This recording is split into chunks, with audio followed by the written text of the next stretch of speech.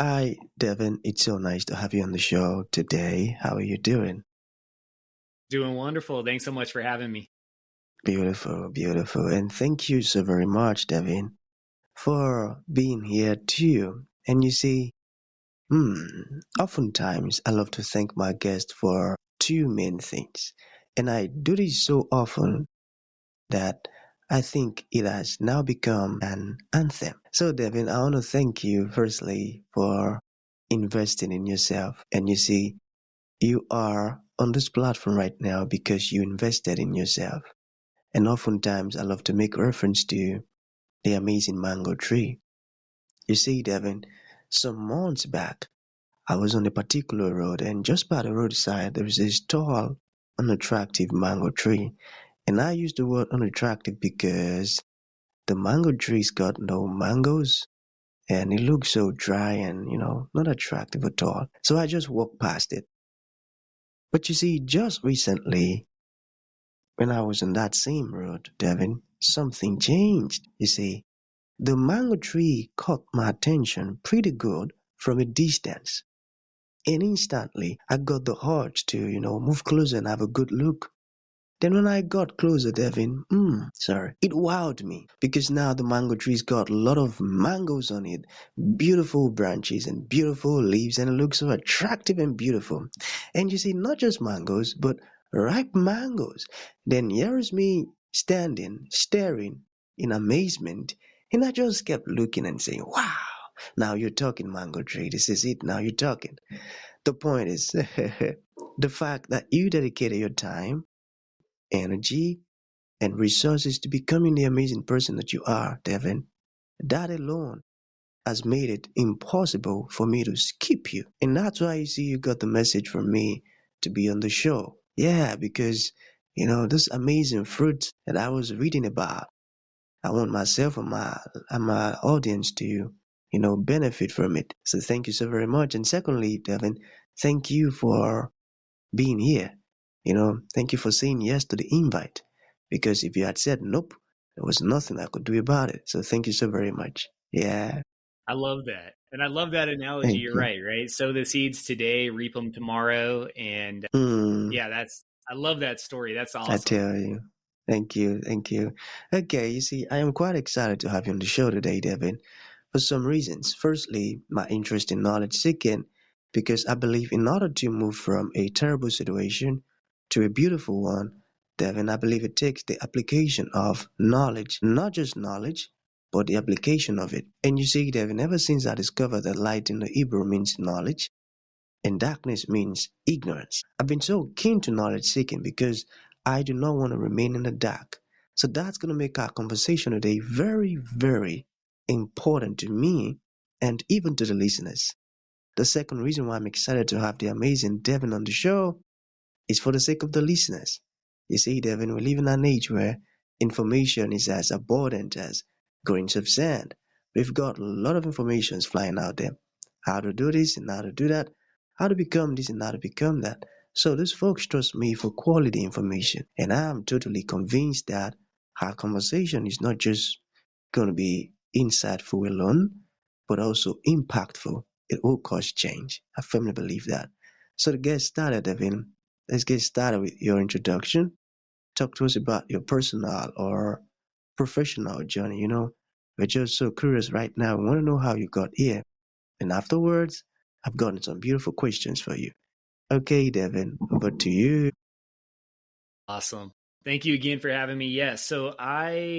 Anytime anyone asks, I always like to say I'm a serial entrepreneur. I love everything business. So I've owned everything from a marketing agency to a co working space to a manufacturing company to doing various forms of consulting to owning a cat cafe, which is a super random project. All of those things have led to exposure to hundreds of businesses, hundreds of strategies, and the ability to really have an outsider's perspective to business, to growth, to the journey from a professional standpoint, being a husband, a father, and inside of the business, being a leader and an advocate or doing sales. And so, there's the two paths there that have come together to what I do now, which is help people write and publish books and help people build $1 million networks. But both of those things are built on the foundation of this serial entrepreneur passion for business, and then the personal journey that supports that. Amazing. Helping people and helping people. Words I love to hear. And you see, while you were speaking, that was what I was looking for. I was looking for that word, help, and I got it. You see, folks who are passionate about helping others solve a particular problem, they are very important to this planet, of which you're one of us. Devin, thank you for what you're doing. It's amazing. I love it. So let us begin with the questions. Are you ready? Yeah, let's do it. Okay. So now, let us say someone just, okay, Devin, I heard you on the Witnesses podcast and I've got a question. How can I take back control over my business development and how can I get 100 times the results? What would your response be? Love that. It's a great question. And it's something that every sales professional or business owner struggles with, right? Is how do I predictably and sustainably grow my business in a way that I can manage, right? Often that looks like hiring outside agencies or doing things that, like you mentioned, let go of control. And I wrote the book Connection Expansion. And in Connection Expansion, I talk about the connection expansion system. And the system is built on 5 key principles.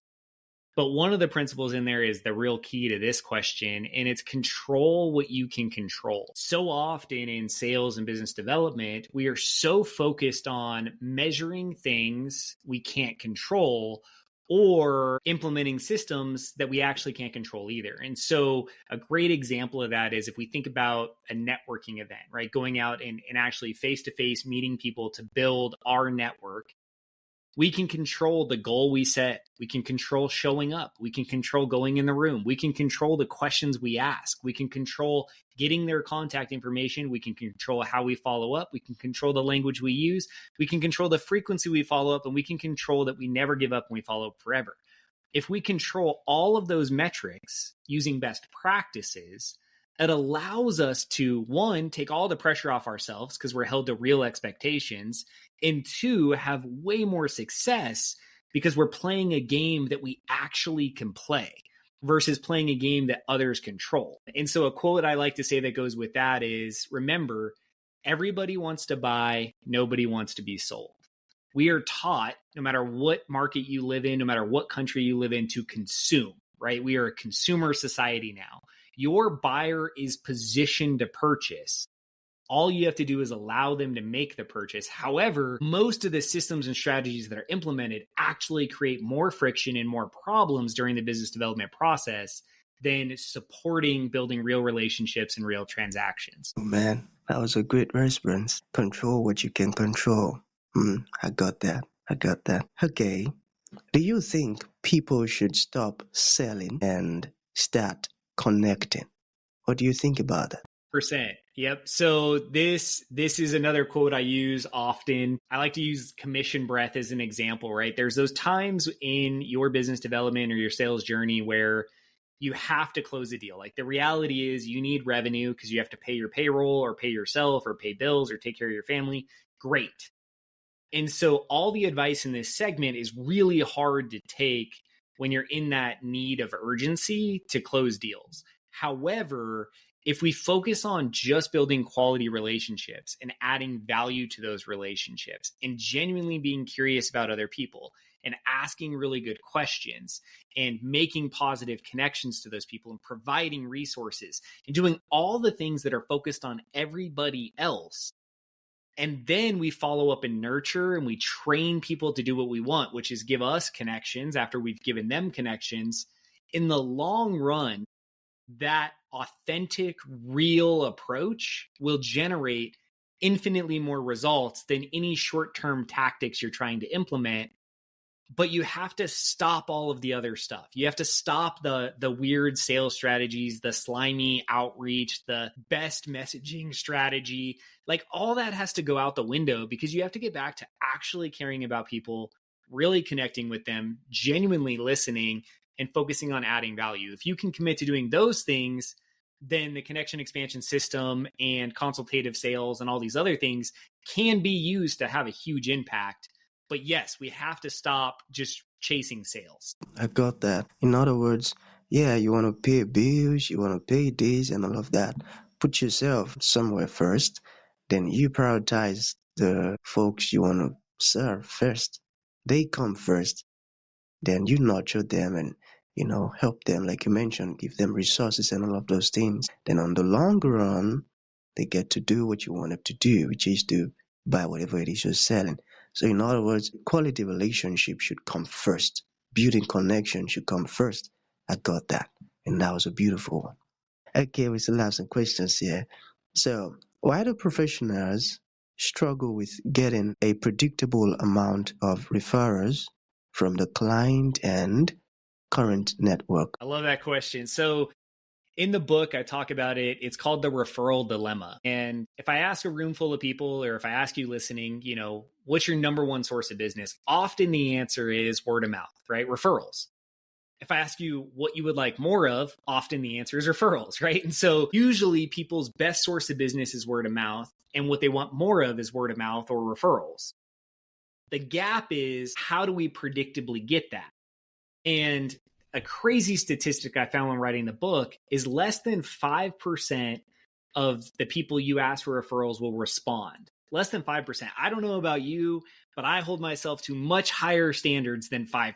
Like 5% in any industry is not passing. And so this begs the question, how do we get more out of our current database, out of our current client list, out of our current network?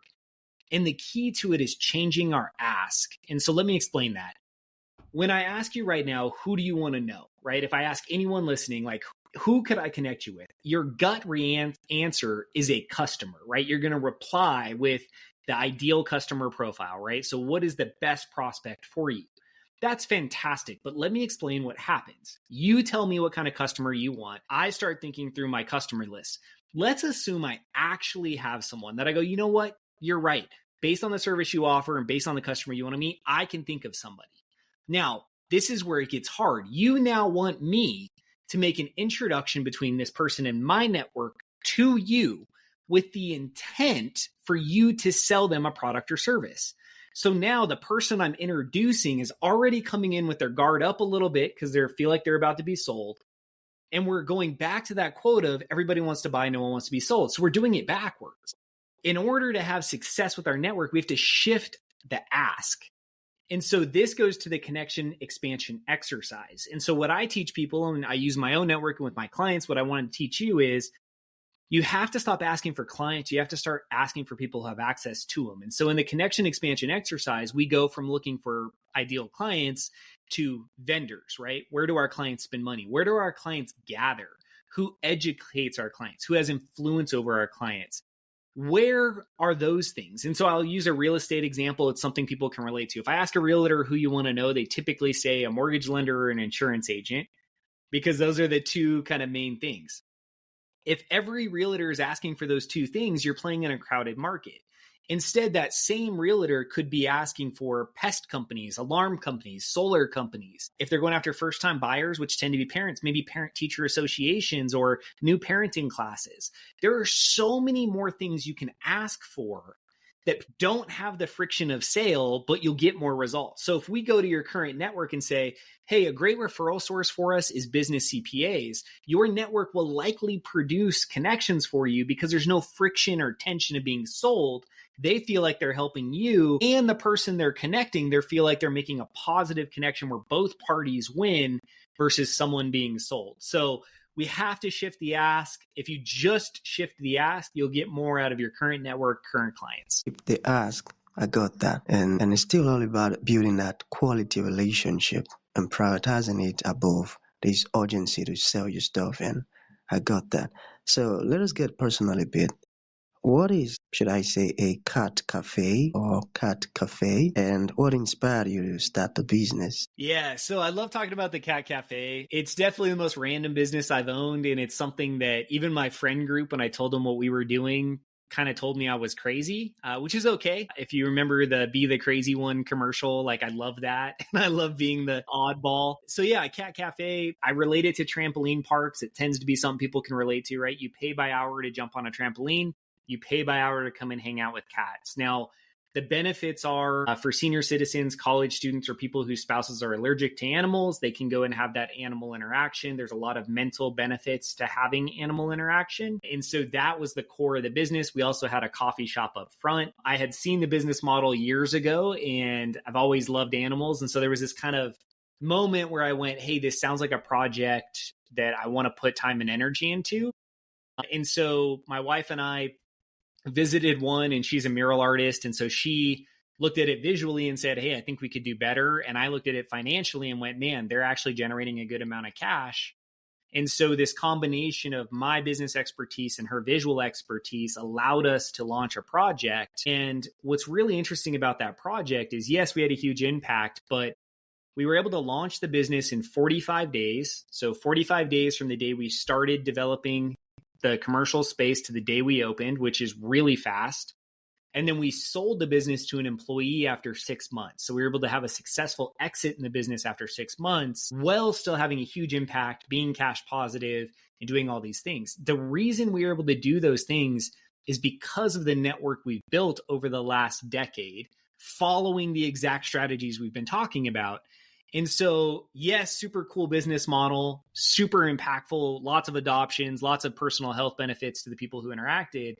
But from a statistical business standpoint too, we were able to do something really different in a really different way, really fast, and do it as a couple. But all of that is only successful because of the network we had built. Amazing. And that's the power of having vision as a family. You see, when couples come up with something, it's always marvelous and amazing, I tell you. And that's a great one. Okay, we have one more to go. How true is the statement, you are one connection away from massive success in your life or business? Yeah. So let me tell you a quick backstory on that, because I love that. I help people write books for a living. And, with one of the hats I wear, that's what we do. And your title and subtitle to your book is so impactful. And I had wrote a very strategic subtitle, something about building your $1 million network in a predictable way with a predictable system. I don't know. It was very sterile. And my mentor, who was helping me with the book, said, no, that doesn't feel right. What do you really, what's the real message? And that's where what you just read came from, is really there is one connection between you and greatness. The issue is you're likely setting yourself up to fail because you're closing off opportunities to connect with people. You're making assumptions. You're protecting your calendar. You're doing all these things that feel right, but actually are sabotaging your ability to build a big network. And so if we look at the core principles, two of the core principles play together. One is never make an assumption about a connection. And then the other is be willing to meet everybody. And so I stand on those two things. The whole time I've been in business, in my professional life, and even in college, I tried to meet everyone I could and just be open to the conversation. And what you'll find is there's so much opportunity around you, but you continue to get rid of it because you assume, oh, this conversation is not going to be valuable, or, oh, this relationship's not an ideal client. But we don't know who they know. We don't know who their family knows. We don't know what their family does. We don't know if they own another business other than the business card they just handed us. We don't know what boards they sit on. We don't know where they volunteer. We don't know where they live. We don't know if their brother, sister, aunt, uncle, cousin's nephew owns the exact business we're trying to target. We don't know anything. Yet so often in networking and business development, we're closed off because we're protecting our calendar and we want to be careful with our time, or we're making these assumptions about who's an ideal client and who's not. But my biggest deals have come from the most subtle places: birthday parties, in line at coffee shops, networking with someone I never thought there was value, but I stuck to my script. I asked the questions. I booked the meeting. I had a deep conversation. Leads to 6 or 7 figures in business revenue. You have to stay curious. And if you stay curious, you never know what one conversation you're going to have that opens the one door to the thing you need. Whether the thing you need is a new job, whether the thing you need is revenue, maybe it's a strategic partnership, maybe it is that new big 6, 7, 8 figure client. Whatever you're looking for, it's out there. And it is one connection away from you having whatever that thing is. Powerful. And I got that. That's a beautiful one. And I'm going to take that as a final thought. So for folks who like to reach out to you, Devin, or ask questions or purchase your materials, how can that be possible? Yes. So Connection Expansion is the name of my book. You can purchase it on Amazon, a Kindle paperback and hardcover audiobook coming out soon. Or you can visit me on any social platform, DP Sizemore, or my website, devinsizemore.com, DevinSizemore.com. All of my links are on there. And just like I stated, I'd love to have a conversation with you. If there's something in here that inspired you, I'd love to learn your story and see if there's a connection I can make for you. Beautiful. I love that. So that's going to be the end of the show, Devin. Thank you for coming and thank you for sharing this amazing stuff with us. It means a whole lot, man. Thank you. Thank you for your time. I appreciate it. Great conversation, great questions, and love the impact you're having in the world. Beautiful.